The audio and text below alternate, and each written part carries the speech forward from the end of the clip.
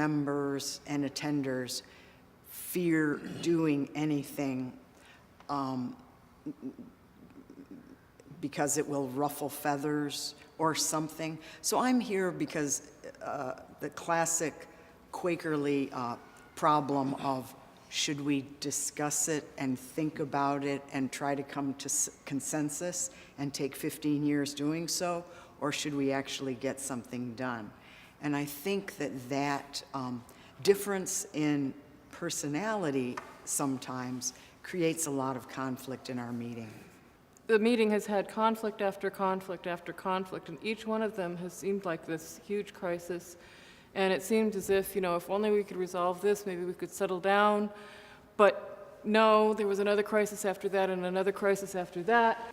And people come to us and say, we have this problem, fix it, and we kind of wring our hands and say, we don't know how to fix it. What are we supposed to do?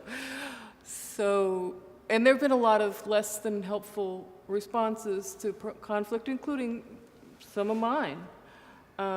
So I want to be able to help, and I want to be able to do it right. I am afraid of conflict. I think a lot of Quakers are, and we don't deal with it well.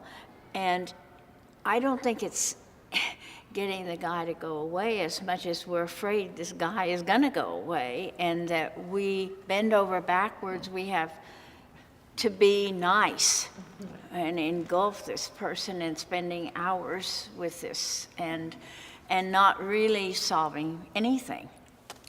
Is there an over-concern of not hurting people's feelings? I mean, as opposed to being just like, this is how it is here. Mm-hmm. Mm-hmm. There is a certain value in, bluntness. I understand you're not purposely trying to hurt someone, but. Meetings tend to work hard at not offending or hurting feelings.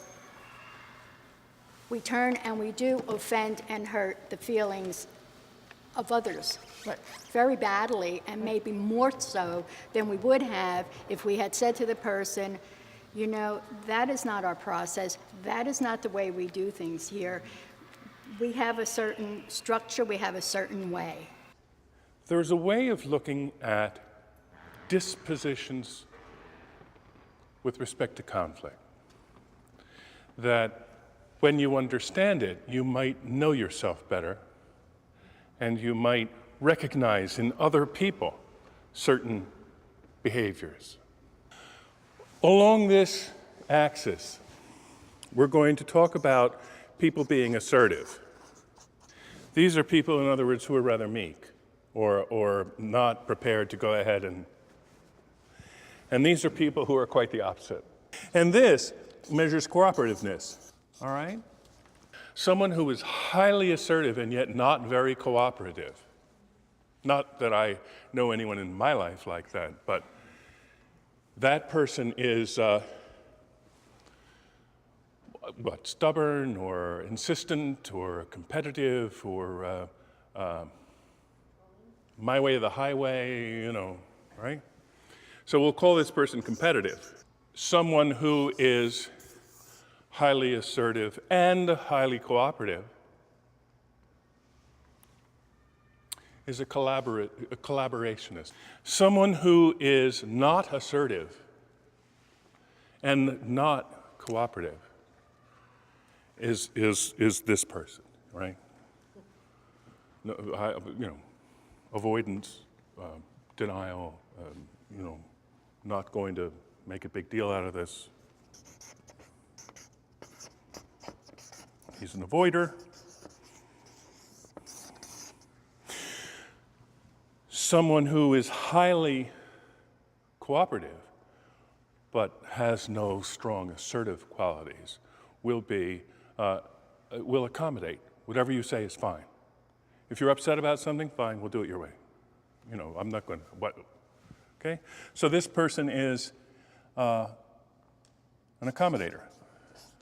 Then we have the great magical ground, which is, let's take half of you and half of you.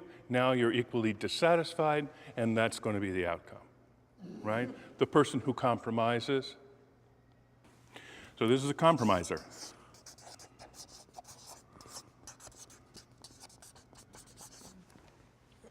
So what you're going to do is place yourself on this grid in response to the prompts I'm going to give you, okay?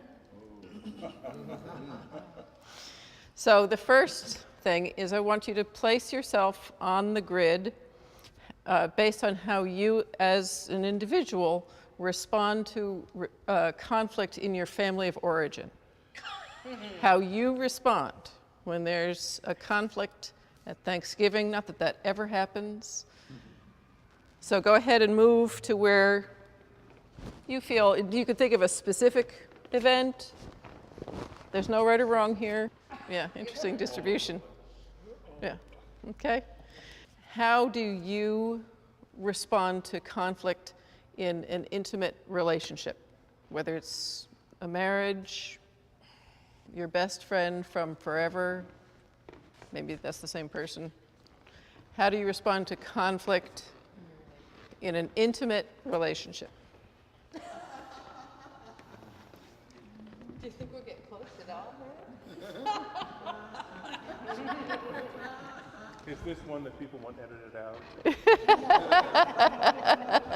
Now, how you respond to conflict at a place of work. Could be former work, could be present work. Okay? So, more assertive up there. Conflict.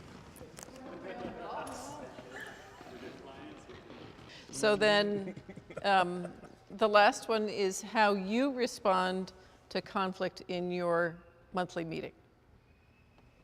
How you respond to conflict in your monthly meeting. As an individual. When you experience or witness conflict, where do you go? So you've been moving around and thinking about where you are on this grid as an individual. And now the invitation is to take a bird's eye view and place yourself where you experience, where you perceive your meeting respond to conflict. How do you see your meeting respond to conflict? How do you experience that?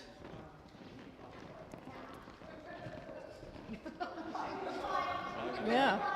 So what's freshest here is how you understand, how you experience, observe your meeting's response to conflict.